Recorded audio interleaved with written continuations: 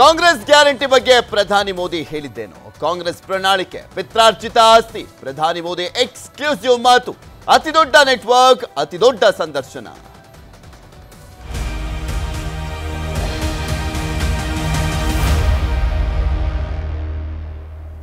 ಪ್ರಧಾನಮಂತ್ರಿ ನರೇಂದ್ರ ಮೋದಿ ಅವರು ಎಕ್ಸ್ಕ್ಲೂಸಿವ್ ಆಗಿ ಸಂದರ್ಶನವನ್ನ ಕೊಟ್ಟಿದ್ದಾರೆ ನೆಟ್ವರ್ಕ್ 18ಗೆ. ಲೋಕ ಅಖಾಡದ ಬಗ್ಗೆ ನೆಟ್ವರ್ಕ್ 18 ಜೊತೆ ನರೇಂದ್ರ ಮೋದಿ ಮಾತನಾಡಿದ್ದಾರೆ. ಇದು ಅತಿದೊಡ್ಡ ನೆಟ್ವರ್ಕ್ನ ಅತಿದೊಡ್ಡ ಸಂದರ್ಶನ. ಲೋಕಸಭೆ ಅಖಾಡದಲ್ಲಿ ಬಿಜೆಪಿ 400 ಸ್ಥಾನ ಪಡೆಯುತ್ತಾ? ಬಿಕಾಸ್ ಟಾರ್ಗೆಟ್ 400 ಬಿಜೆಪಿ ಈ ಬಾರಿಯ ಲೋಕಸಭೆಗೆ ಹಾಕೊಂಡಿರುವಂಥದ್ದು. ಸೊ ಹೀಗಾಗಿ ಆ ಸ್ಥಾನವನ್ನ ಗೆಲ್ಲುತ್ತಾ ಬಿಜೆಪಿ? ಮೋದಿ ಗ್ಯಾರಂಟಿಯ ರೋಡ್ ಮ್ಯಾಪ್ ಯಾವ ರೀತಿಯಾಗಿದೆ? ಪ್ರಧಾನಿ ಮೋದಿ ಜೊತೆ ಮುಕ್ತವಾಗಿ ಮಾತುಕತೆ ನಡೆದಿರುವಂಥದ್ದು ನೆಟ್ವರ್ಕ್ 18ನಲ್ಲಿ. ಗ್ಯಾರಂಟಿ ಬಗ್ಗೆ ಪ್ರಧಾನಮಂತ್ರಿ ನರೇಂದ್ರ ಮೋದಿ ಅವರು ಏನು ಹೇಳಿದ್ರು? ಕಾಂಗ್ರೆಸ್ ಪ್ರಣಾಳಿಕೆ ಪಿತ್ರಾರ್ಜಿತ ಆಸ್ತಿ ಬಗ್ಗೆನೂ ಕೂಡ ನರೇಂದ್ರ ಮೋದಿ ಮಾತನಾಡಿದ್ದಾರೆ. ಅತಿದೊಡ್ಡ ಸಂದರ್ಶನದಲ್ಲಿ ನೆಟ್ವರ್ಕ್ 18 ಜೊತೆ ಪ್ರಧಾನಮಂತ್ರಿ ನರೇಂದ್ರ ಮೋದಿ ಅವರು ಏನೇನು ಮಾತನಾಡಿದ್ದಾರೆ ಕಂಪ್ಲೀಟ್ ಮಾಹಿತಿ ನಿಮ್ಮ ಮುಂದೆ ಇಡ್ತಾ ಹೋಗ್ತೀವಿ. ನ್ಯಾಯಪತ್ರ ಸಂಕಲ್ಪ ಪತ್ರಗಳ ನಡುವಿನ ವ್ಯತ್ಯಾಸಗಳು ಏನು? ಯಾವ ರೀತಿಯಾಗಿ ಈ ವಿಚಾರಗಳನ್ನ ಮುಂದಿಟ್ಟುಕೊಂಡು ಮತಬೇಟಿಯನ್ನ ಮಾಡಲಾಗ್ತದೆ? ನಾವು ಕಾಂಗ್ರೆಸ್ನ ನ್ಯಾಯಪತ್ರದ ಬಗ್ಗೆ, ಕಾಂಗ್ರೆಸ್ನದ್ದು ಭರವಸೆನೋ ಅಥವಾ ಶೋ ಪೀಸೋ? ಕಾಂಗ್ರೆಸ್ ಪ್ರಣಾಳಿಕೆ ಬಗ್ಗೆ ಪ್ರಧಾನಮಂತ್ರಿ ನರೇಂದ್ರ ಮೋದಿ ಅವರು ಮಾತನಾಡಿದ್ದಾರೆ. आपने जो है राजस्थान में एक रैली में एक कांग्रेस के मैनिफेस्टो पर एक डायरेक्ट अटैक किया. आपने ये तक कहा कि इनका एक स्कीम है जिससे कि ये वेल्थ डिस्ट्रीब्यूट करना चाहते हैं, ये पता लगाना चाहते हैं किसके पास कितनी जमा पूंजी है, किसके पास कितना पैसा है, किसके पास कितना सोना है, सिल्वर है, चांदी है, और उसको वो मुसलमानों में और घुसपैठियों में बांट देना चाहते हैं. क्या ये थ्रेट इतना रियल है? क्या आपको ऐसा दिखता है? कांग्रेस का जहाँ तक मैनिफेस्टो है, कोई मुझे बताए क्या चुनाव के अंदर पॉलिटिकल पार्टियों के मैनिफेस्टो ये कोई शोपीस के लिए होते हैं क्या? सचमुच में तो मीडिया का काम है कि हर एक पॉलिटिकल पार्टी के मैनिफेस्टो की बारीकी से जांच पड़ताल करे. मैं इंतजार कर रहा था कि मीडिया करे. पहले दिन मैंने एक कमेंट तो कर दिया था जी, मैं कोई आज कर नहीं रहा जी, कि भाई मुझे मैनिफेस्टो देख करके लगता है कि इस पर पूरी तरह मुस्लिम लीग की छाप है. तो मुझे लगा कि मीडिया चौंक जाएगा, जो एनालिसिस करने वाले चौंक जाएंगे, लेकिन पता नहीं अब उनकी व्यस्तता कुछ और है. मैनिफेस्टो में उनकी तरफ से जो परोसा गया उतने ही गुड़ी गुड़ी उछालते रहे. फिर मुझे लगता भी ये तो इकोसिस्टम का बड़ा मिलीभगत लगता है. अब मुझे सच्चाई लेकर जाना पड़ेगा. मैंने काफी 10 दिन इंतजार किया.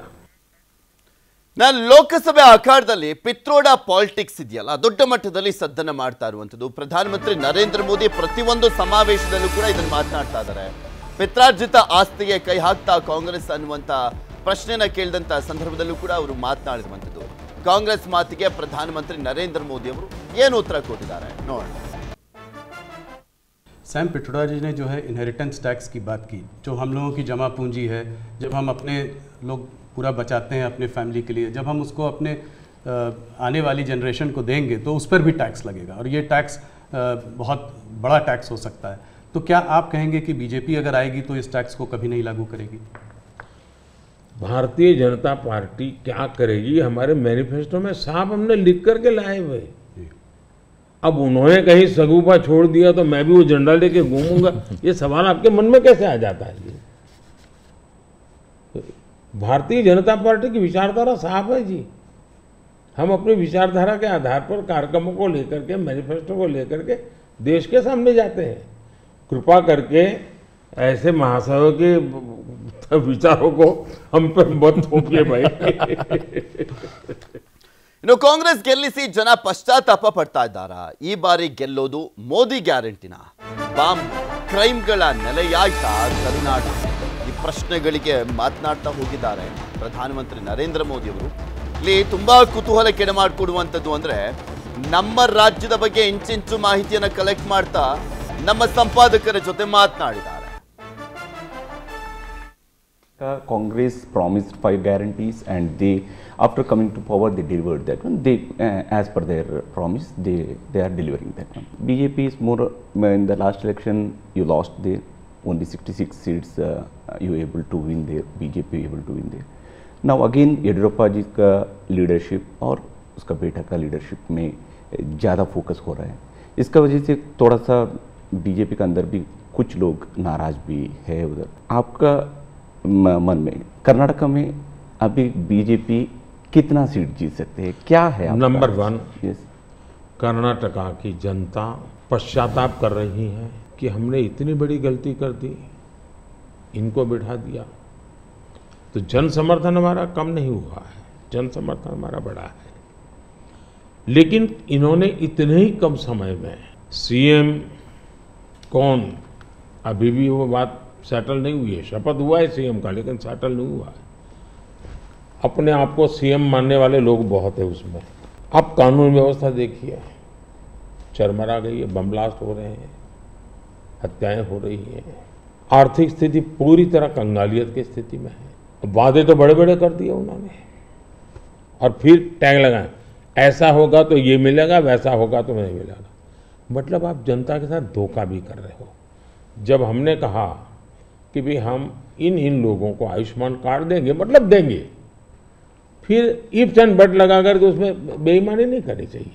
उन्होंने किसानों की जो योजना थी वो रद्द कर दी, किसान सम्मान निधि. कोई कारण नहीं है इस प्रकार से करने का.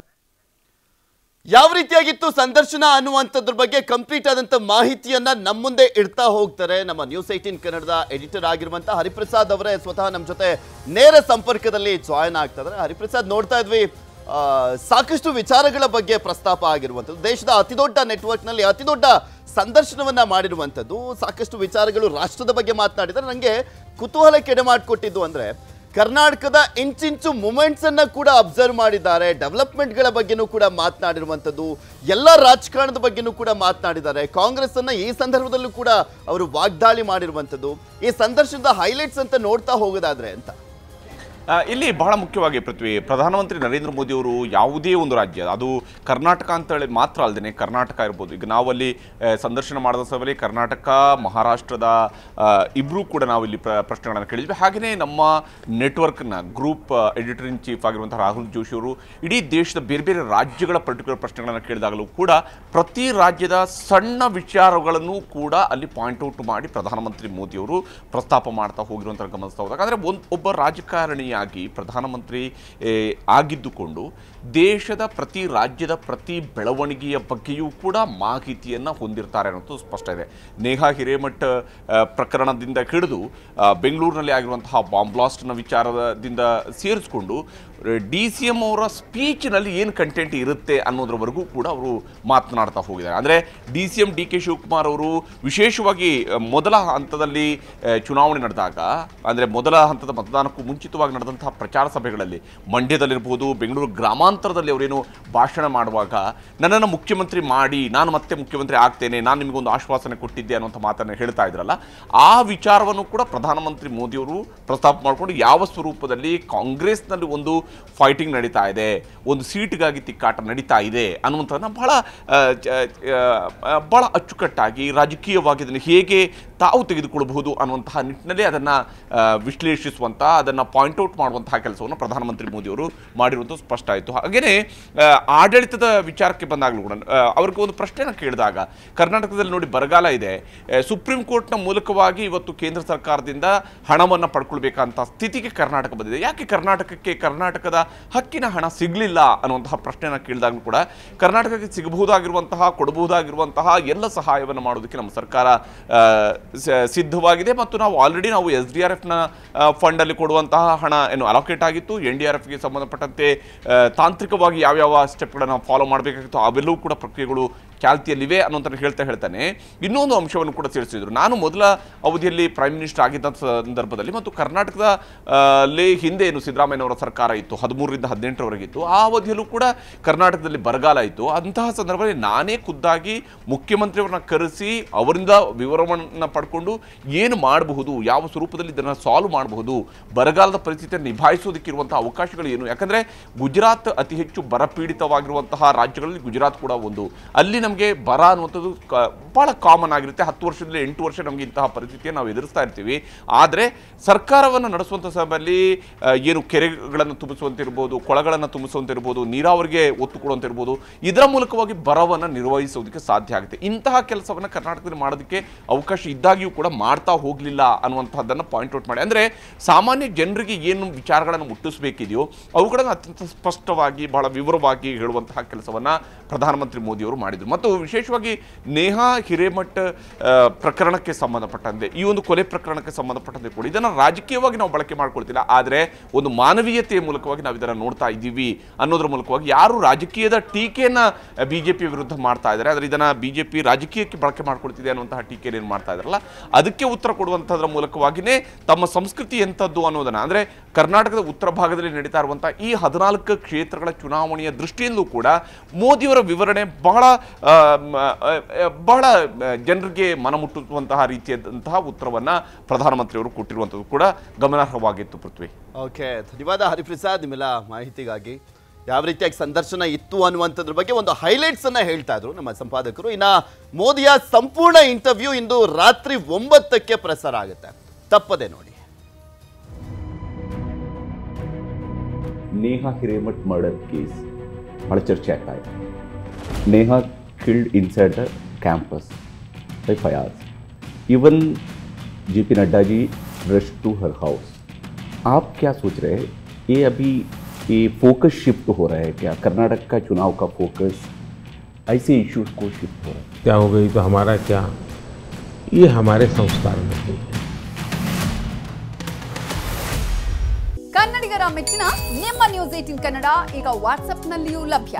ಕರ್ನಾಟಕ ಮತ್ತು ದೇಶ ವಿದೇಶದ 360 ಡಿಗ್ರಿ ಸುದ್ದಿ ವಿವರವನ್ನ ನೀವು ನಿಮ್ಮ ಕೈ ಬೆರಳುಗಳಲ್ಲಿಯೇ ಪಡೆಯೋದಿಕ್ಕೆ ಈ QR ಕೋಡ್ ಅನ್ನ ಸ್ಕ್ಯಾನ್ ಮಾಡಿ.